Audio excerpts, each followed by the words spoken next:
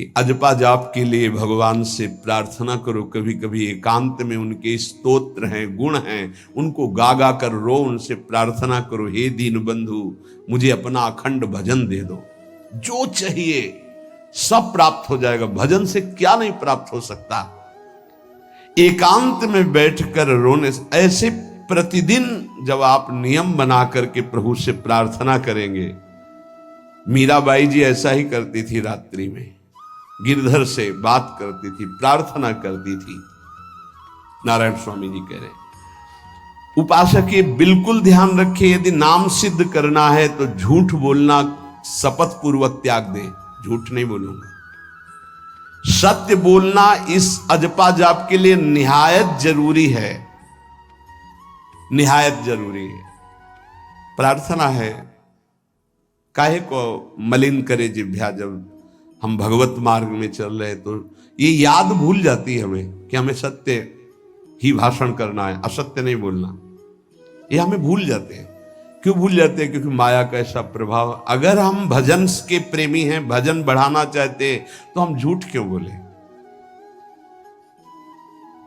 सारे जगत में जो भी तुम्हारे सामने आवे, दृष्टि से उसको जरूर देखकर एक बार प्रणाम करो। मेरे प्रभु इस जीव जंतु के रूप में, जड़ के रूप में, चैतन्य के रूप में। इससे तुम्हारे हृदय में पवित्रता बढ़ेगी, अजपा जाप चलने में सहायक होगा। सत्य बोलना, भगवान से एकांत में रोकर प्रार्थना करना, सबके प्रति भगवत भाव रखकर प्रणाम करना, जिससे तुम्हारा कहीं दोष दर्शन नहीं होगा। किसी के मन को दुखाने वाली कभी बात न कहे, किसी को दुर्वचन न कहे, किसी का वैर भाव अपने हृदय में स्वीकार न करे। ये साधन मैंने स्वयं किया है नारायण की कृपा से। इस दास को वेदांत का भी पूरा ज्ञान है और भक्ति मार्ग का भी। दोनों का आखिरी भाव समदर्शिता है, चाहे भक्ति से चाहे ज्ञान से। सब में ब्रह्म देखना, सब में वासुदेव देखना, सब में इष्ट देखना। भक्ति विषय में भजन और ज्ञान विषय में नारायण, ये दोनों बात भक्त में होनी चाहिए। भक्ति का प्रथम और अंतिम विश्राम भजन, हर समय भजन चलना, और आंतरिक ज्ञान का विषय सब में हमारे इष्ट देव। ये दो बातें जरूर होनी चाहिए परिपक्व भजनानंदी होने के लिए। अगर भगवान की प्राप्ति करनी है तो ये दो बातें बड़ी जोर की है। भजन निरंतर, और जिसके भी सानिध्य में आए उसमें भगवत भाव करना। मेरे नारायण ने मुझसे कहा, वो फरमाया कि उनके पीछे पीछे मैं चलता हूं जो मेरे ऐसे भजन करने वाले भक्त होते हैं। और श्री कृष्ण चंद्र जी ने दयालुता में भागवत में कहा, अनुब्रजाम्य हम नित्यम पूयत्यंगुरेण भी। मुझे बहुत रोना आता है बात सुनकर के कि दास की चरण रज के लिए स्वामी पीछे पीछे डोलता है। किस भक्त के पीछे? जो दो बातें यहां कही, जो निरंतर नाम जप करता है और सब में भगवत भाव रखता है। तो भगवान नारायण ने नारायण स्वामी से कहा कि मैं उसके पीछे पीछे डोलता हूं कि उसकी चरण रज मेरे ऊपर पड़ जाए। और भगवान श्री कृष्ण चंद्र जी ने कहा, निरपेक्षम मुनिम शांतम निर्वैरम समदर्शनम। निरपेक्ष, जो किसी की अपेक्षा नहीं रखते, किसी से कोई संबंध नहीं, स्वार्थ का। मुनिम, जो निरंतर मंत्र का, नाम का मनन करते रहते हैं। शांतम, हर द्वंद्व की प्रहार स्थिति में वो शांत रहते, विचलित नहीं होते। निर्वैरम, कोई उनसे वैर करे तो भी वो उससे वैर नहीं करते। और समदर्शी, सब में अपने इष्ट को देखते। ऐसे संतों के पीछे में, भगवान कहते, उनकी चरण रज लेने के लिए हर समय पीछे पीछे रहता हूं।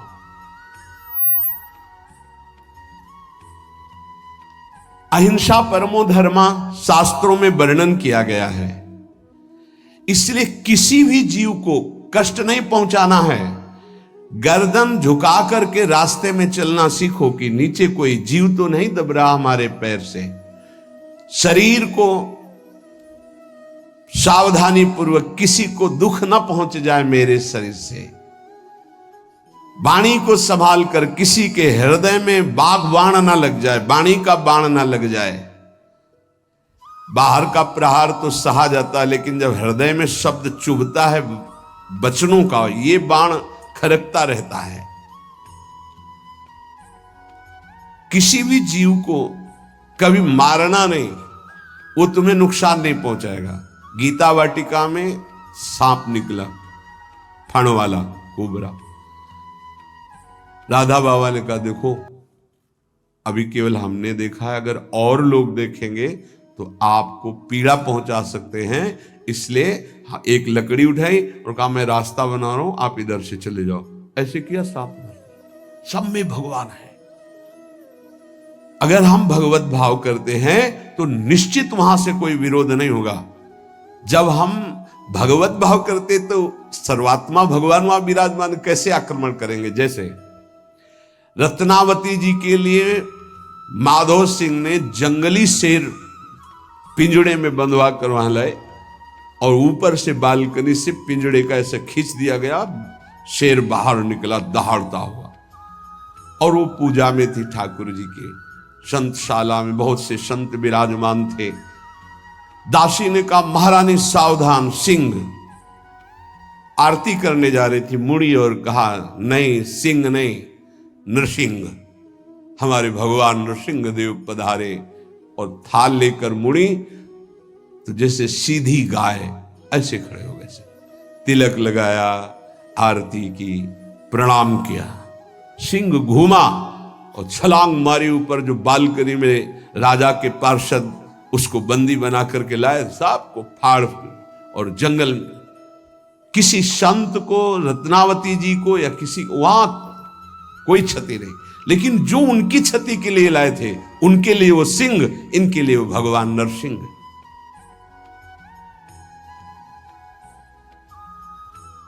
यथा योग्य दूसरे की सहायता करना, ये अपने भजन को बढ़ाने के लिए अत्यंत आवश्यक है। नारायण स्वामी जी कहते हैं साधु क्या सहायता करेगा। मान लो जो अकिंचन है वो क्या सहायता करेगा। तो विद्या दान सबसे बड़ा दान है। तुमने जो शास्त्रों में स्वाध्याय किया है, जो अनुभव किया है, वो दूसरों को दो। जो अधिकारी है, जो दैन्य है, जो सुनना चाहता है, उसे जरूर सुनाना चाहिए। जो विद्या का दान करता है, भगवान का भजन बहुत सहजता से होने लगता है दूसरे को भजन में लगाने की बात। इसीलिए जैसे आप गृहस्थ में हैं तो आप अपने परिवार के छोटे बच्चे बड़े सब 5 मिनट आप राधा राधा कहिए, आप 10 मिनट भजन कीजिए, आप स्वयं कीर्तन कीजिए, पूरे परिवार को सुनने को मिले, बहुत लाभ मिलता है। सब अगर नगर कीर्तन करें तो लाखों लोगों के पाप नष्ट हो जाए, आपको बहुत जल्दी भगवत प्राप्ति हो जाए। ये साधन होते थे। अब क्या हो गया कि इतनी भजन के प्रति लघु बुद्धि हो गई कि शर्म लगेगी कि हम पूरे गांव में कैसे कीर्तन करें। जो शर्म लगने वाली बातें उनमें शर्म नहीं, नाम जप में शर्म लगेगी कि हम 10 लोग मिलकर नगर कीर्तन करें। पहले ऐसा था, प्रातः 4 बजे गांव के 10-20 लोग बड़े बूढ़े मंजीरा लेकर, ढोलक लेकर के आसपास गांव में फेरी देते थे, जिसे प्रभात फेरी कहते थे, और वो नाम कीर्तन करते हुए कितनी सुंदर प्रथाएं थी। शाम के समय रामायण या भागवत की कथाएं कोई जो पढ़ा लिखा है वो सुना रहा है, 10, 20, 50 ऐसे आसपास के घरों के लोग बैठकर भगवान की चर्चा सुन रहे हैं। ये जरूर करना चाहिए, जो भजन के लिए बहुत उत्साह बढ़ता है। ध्यान करते समय, भजन करते समय मन तुम्हें घुमा घुमा कर माया में फंसाएगा। नारायण स्वामी का अनुभव, तुम्हें उसको घुमा घुमा के भजन में लाना है, ये युद्ध करना है। मन ने जो मांगा वही हम देने के लिए तैयार हो जाते हैं। ध्रुवदास जी कहते हैं, मन अब तक तूने जो कहा मैंने किया, मैं जो कहता हूं तुम्हें करना पड़ेगा। थोड़ा तो हिम्मत लाओ मन से लड़ने के लिए, और किसी से लड़ने की जरूरत नहीं। मन को जीत गए तो सच्चे गुरु बन जाओगे। मन को जिसने चेला बना लिया वही सच्चा गुरु नहीं। मन के सब चेला हैं, कोई बिरला ऐसा है जो मन को अपने शिष्य बना ले। बहुत ध्यान दीजिए, लाखों बार प्रश्न आते हैं ये। मन जब तुम भजन में बैठोगे तो घुमा घुमा कर माया में मारेगा, आपको वहीं गिराएगा। तुमको ये करना है कि उसे घुमा घुमा कर नाम में लाना है। चल राधा राधा राधा, तेरी एक बात नहीं सुनेंगे। इस साधन के करने से मन की शक्ति जो विषय भोगों में फंसाने वाली है वो कम हो जाती है। ध्यान दीजिए, बड़े अनुभवी महात्मा है नारायण स्वामी।